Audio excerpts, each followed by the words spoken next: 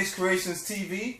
Today we have up my man Suga Bear, the legend, DC's own, and we love him for it. You know, he contributed a big part to the go-go sound, to the overall sound of the city.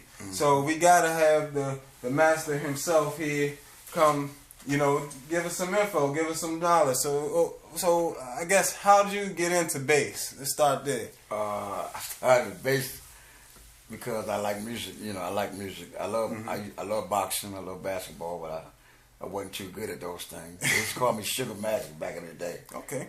But then I started playing bass and you know, self-taught and watching people on TV and stuff like that. Yeah. And my mom brought me a 6-string guitar, but I took 2 of them off to make the bass, cause you know, yeah, because I kept saying I wanted a guitar, you know, right, and that's what she bought me for Christmas. She didn't know. She didn't know. Yeah, I didn't even really know. I didn't even know. So yeah, finally, you know, she got me that for Christmas. Then I learned as I was watching while they playing 4 strings, and then I said, oh, okay, I just take 2 of these off and space them out, and make a bass.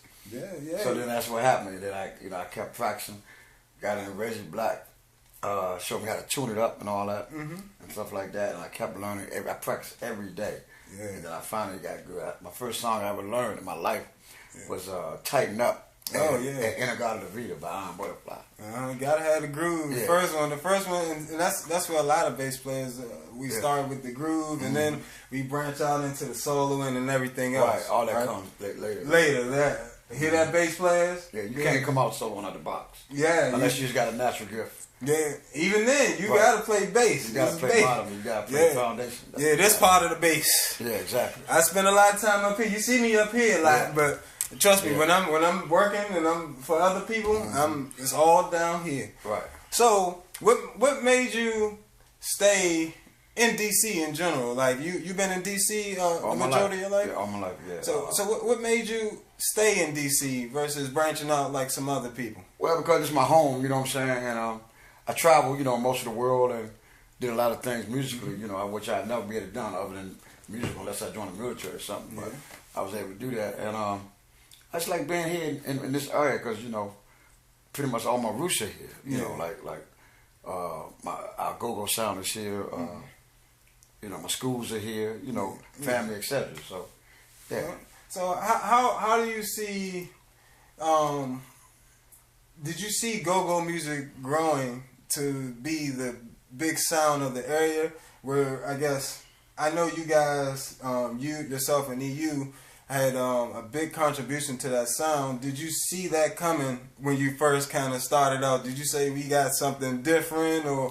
Oh no, I wonder. I always been independent, like meaning that I grew up on rock and roll. Oh, okay. So I'm a Jimi Hendrix, you know, as you can see, Led Zeppelin, you know, Black Sabbath. Yeah. You know, I came up with that early. You know, I was just a rockhead, not drugs, but rock music. Yeah. and you know, so that was my thing. But being a black man, you know, at that time, it was impossible. Unless you was a big Jimi Hendrix or Buddy Miles, something like that. Right. And so coming up with my you know, we played the top 40s, James Brown, Kool and the Gang, Up on the Fire, Man Drill, stuff like that. Yeah. So you know, me being a rock influenced musician, it was hard to transition to the people and let them understand what was going on. So it was like, and then to make a long story short, I had to switch to survive and to grow in my music. Yeah. And so I humbled myself from what my love was rock and roll, because I can easily play these little, you know, these commercial cover tunes, whatever you call pop tunes. And it worked. Okay, because I mean, me personally, I know I grew up hearing "Doin The Butt." Right. You know, that's not even just a regional song. That's a national. That's a worldwide song. I mean. You know, I've been seeing recent videos. I don't know if you've seen it of the Asians, people over in China. They had a go-go band going. You know, they didn't sound like that. Marching bands, etc. Yeah, you know. Yeah. I marched at Bowie State, so of course we did a little of that. Before I transferred to Berkeley, I definitely marched trombone. You went to Berkeley School of Music? Yes, sir. Yes, sir. Crazy. See, Marcus Miller, he know to go ahead, man. Yeah. So what is your relationship with Marcus Miller? Marcus Miller helped you wrote Doin The Butt, or you? I co-wrote my part You know, my hooks and stuff. And Marcus Riddle produced the song. Okay. And wrote it as well with what's his name? Mark Stevens. Okay. And we all collaborated. Spike Lee. It was his vision. Oh wow. Spike Lee vision. And the song was created. I didn't like it at first, but then. And then it took off. Yeah, because you know, I couldn't understand it. Yeah. Because it wasn't nothing that we was used to doing. Cause remember, we used to play live all the time, like an hour, 2 hours, 3 hours. Yeah. And they try to compress us down to 4 minutes. So, you know, it was like a whole new world that I had to get into. So I humbled myself, and I'm glad I did. Yeah, I bet, man. It's been a it's still playing to this day. Every week. And this is the 30th year. Wow. Of the Butt. Wow. This year. And that's a huge accomplishment. A lot of people never even get to reach that status where they have a song. All the glory, that's real. That's real. Where they have a song that everybody knows and not only loves, but you know it's part of their family. Like Doin The Butt, it's not exactly a kid song, no. But you know, growing up, I mean, at the cookouts. Yeah, but a lot of kids were made off the Butt song. Yeah, so that's how a lot of people met their spouses. Yeah. You know, from the college scenes and parties, etc. You know, a lot of guys come to me now, even to this day, men and women. You know. And they say, it's because of you I met my husband or I met my wife. I said, no, it's because of God, but thank you for listening to me. And that's, I know that has to be one of the best feelings in the world when you can, when you affect somebody's life musically. Yeah, you can't buy that. Yeah. You know, the smiles, you can't buy it, man. So what do you have coming up now? Like, you know, what new projects are you working on or you have coming up? Well, I'm working on the Happy Feet right now. You know, another dance song because I love making people happy, and you know, and it's a reminisce song back in the day. You know, when we was coming up like in the '80s and the '90s. Yeah. And I just want, you know, I don't want to ever get away from that originality of the music that people came out in by the thousands to party. You know, at the Capitol Center, Coliseum, Anacostia Park, etc. So. Yeah, and y'all. How do you see the scene? How would you say the scene has changed? Because I know when you guys came up, the scene was crazy. You guys had ridiculous crowds. Like I mean, I watched some of the old go-go videos. If you don't, go back and watch some of the old EU videos on YouTube. Crazy, man. It don't even, it's like a rock concert. Pretty much, it's like a rock concert, man. And you guys went far. You know, you had the clothes, the outfits, you had the uniforms, choreography. Yeah, that's man, that's real entertainment right there. That's how you young people. And I'm trying to get this myself. That's why I like talking to people like yourself because as I'm coming up as an artist, I want to be more entertaining. You know, I don't want to just stand there and play. Well, you're a great musician. I appreciate that, especially coming from you. Yeah. But I'm still working on the entertainment. Entertainment value is huge. Yeah. You know, a lot of times as musicians, we underrate that because we see, you know, but the people like Beyonce and those people, they really get that show aspect of it. Like, you know, even a lot of the rappers and stuff, you know, a lot of the newer people, they got lasers, they got holograms, and we jazz musicians and a lot of us that are more into the art, we still just playing, you know. So I want to incorporate more of that, what you guys used to, the spirit you guys used to bring, you know. And as a instrumental artist, it's difficult to bring that to the people. Yeah. So how through the years have you been able to maintain that, I guess, spirit with your fan base? Because I had passion. I love to play. You know, I don't care if it's 1 or it's 1,000 or 10,000. I give them the same show. Yes, sir. The same effect. You know, the same drive, the same love. It's just what I love to do. You know, you're a musician. You know how it is. Yeah. You know? The show got to go on. So why get up there if you're not gonna give them a show?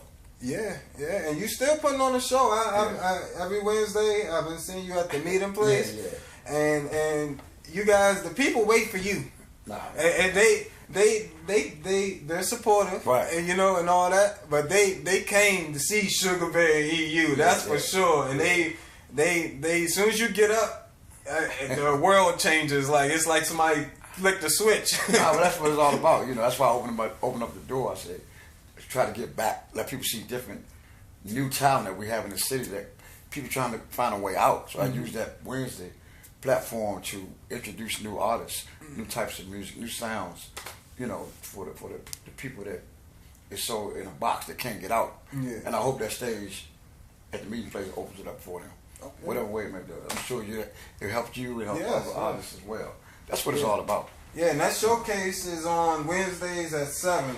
I mean, he also does a show afterwards, so you're getting kind of 2 shows in one. You know, a lot of places you go, it's just a showcase or a show. Right. You're getting both of them here, so you're getting all the new talent as well as you're getting your classics and what you love. Right. So, where do you see you going from here? Like, you know, what's gonna be, I guess, your next move? Because I know DC has always been big in this area, going down to Virginia, North Carolina, and New York. You know, well, we still travel a lot. Not like I want to, but I want to do more because I love playing for different people. Yeah, you know, especially across the country. You know, internationally did that. You know, I can do that again if it make dollars. If the dollars right, you gotta be right. But you know, I love. I pretty much like traveling. You know, and meeting new people and entertainment for people that you never seen before. Yeah, I think that's a great thing for any artist. Okay. And they appreciate your music. Yeah, you know, 'cause I remember we went to Butte, Montana. Never heard of it. And it was like, you know, we was the only black things there. Yeah. The band, you know, us, we went there and they gave us so much love, man. Yeah. Yeah. Unbelievable. Because they never seen us before.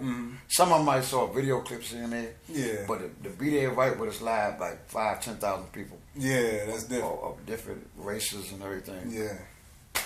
And they didn't want to stop, man. Yeah. And see, that's amazing. That's what you don't realize till you go see him live, and you see Suga Bear EU. It's that groove. Like you can't, certain things you cannot escape. You know, when they start playing, you feel that kick, you feel that bass drop on them. Like what you gonna do? You gonna stand there and look crazy? No, you can't. You can't. You feel it. Even if you was having a little rough day, you like this. Even in a wheelchair, you gonna rock that joint because man, that's just how it goes. We ready to have a good day now. So you know.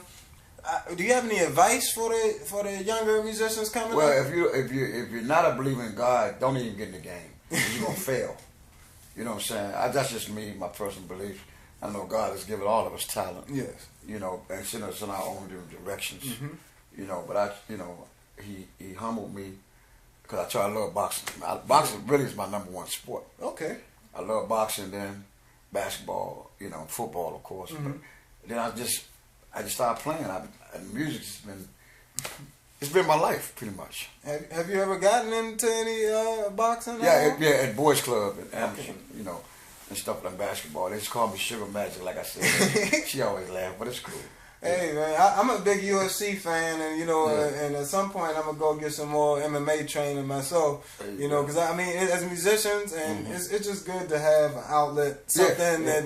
You know, we can work out all that extra stuff, you know, because when you have, I'm sure you understand this, as an entertainer, it's hard to watch entertainment and get the same relief that everybody else gets. Exactly. Yeah, for real. Because you spend your time doing it yourself. You're like, I don't care about seeing no show. I got to do one tomorrow.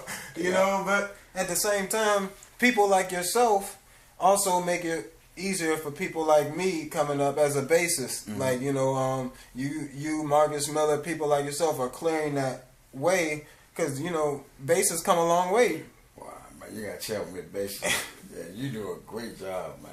I was at awe. I'm still at awe when I see you play. Oh, I'm like, wow, you know, this is beautiful, man. I tell you what. Never heard of you in my life. And then I saw you down there and I was like, wow, this guy can really play. Cause you know, you see a lot of guys that, you know, they might have a certain look, whatever. Yeah. You know what I'm saying? Not judging nobody, but you can. I can hear. I can see. Oh, he can play. Thank you. I appreciate that. And see, that's why I said I'm trying to get the look together, make the look match the playing a little bit more. It's there, man. As long as you know you do you. That's what it's all about. Yes, sir. Yes, sir. Don't try to be nobody but you. That's why I always be Bear. I think that's why people know me because I be me. I don't be nobody else. I don't be nobody but me. God made me, I'm gonna be me. Yes, sir. That's it. So, with that being said, we're going to wrap it up with my man Suga Bear here on All Bass Creations TV. He's been a blessing to have you. Ow.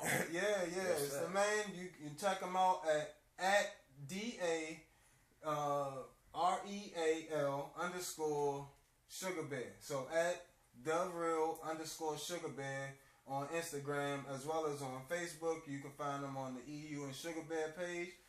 Just search for it. And the website, we'll have that up soon. And you guys, make sure you go follow him. Follow him and make sure you keep up. Because when you go to the show, it's a different story. I'm trying to tell you, go-go is not meant to be experienced as much on wax. Yeah, on wax as it is in person. It'll change your life. So thank you. I appreciate you, my brother. Having me, man. And we'll make sure. Success to you, Yes, sir. We'll keep in touch and we'll keep working together. Yes, I sir. got the numbers locked down. Yes, sir. Y'all have a good one.